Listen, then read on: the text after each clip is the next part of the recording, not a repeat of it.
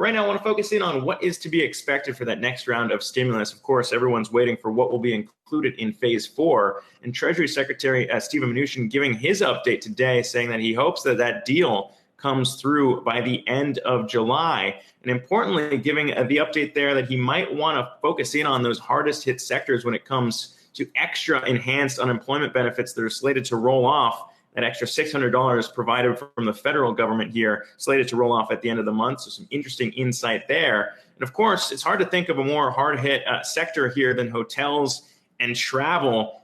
Everything included there, as more Americans say they're not going to be traveling through the end of 2020. It's an interesting trend to watch. And here to discuss that with us is Chip Rogers, American Hotel and Lodging Association CEO, the industry trade group with thousands of members, including hotel brands, owners, and management companies.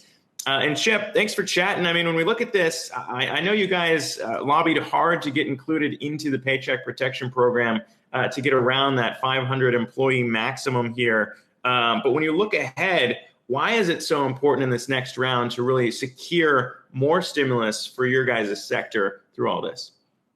Yeah, Zach, first, thanks for having me. And I think you hit the nail on the head. We started with this idea that PPP needed to be available for all hotels. Since we're a franchise model industry, you have tens of thousands of small business owners. And the PPP was helpful, no question about it. But if you keep in mind what was happening at the time it was created, back then in early March, we were talking about reopening the economy by Easter, if you remember that discussion. Well, that has not happened. And the PPP was generally expected to last 8 to 10 weeks. It even says so in the legislation.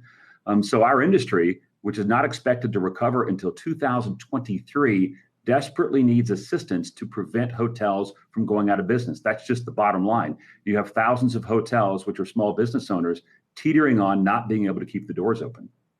When we talk about how many jobs have been lost through this, obviously the hotel industry employs a lot of people. And when you look at the jobs that had been lost, and then also the ones in the more optimistic jobs reports we've gotten since, that has really been the sector that has shown the most losses. And then on the flip side, a lot of people being hired back as things started to open up. More recently, though, we've seen worrying cases of places having to go in the opposite direction as cases continue to rise in some of these states like Texas and Florida.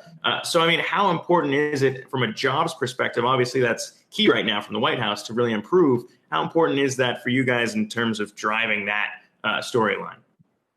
Well, first, there's nothing we would like more than to have more guests and more of our team members back working again. I mean, that's the top priority. But the reality is, with the dramatic job drop and then a little bit of a recovery, where we sit today is that more than half of the hotel employees in America that were working as of March 1st this year are not working today. And that's the picture we're dealing with. So how do we change that? One, we have to get people traveling again. But in the interim, before people feel comfortable, we have to make sure that hotels can stay in business and that they can bring those employees back when it's safe and there's business that they can work on. So that lifeline of more assistance from the federal government is absolutely critical if these hotels are going to stay in business and we get back closer to full employment over the next couple of years. Yeah, let me just push back a little bit too when we think about all these industries kind of lining up here to receive aid. You can think about the hotel industry. In the case of Marriott, last year spending more than $2 billion on share repurchases. What do you say to critics who are saying, look, you should be prepared for something like this to know that it could come? Why should taxpayer dollars be here to kind of backstop the travel industry if it's not as important to some of other aspects of life here when we're thinking about supporting the healthcare workers here that might need more to afford PPE and all the other things that go into actually battling right now the health crisis at hand? Quite a bit to answer on this. First of all, there's enormous tax revenue that is generated from travel and tourism.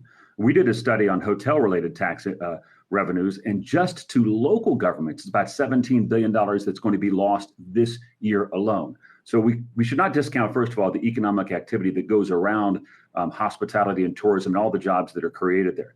The second part of that, I think, is more important, is an understanding of how our industry works. You referenced Marriott. Well, Marriott's a franchisor. They're a public company.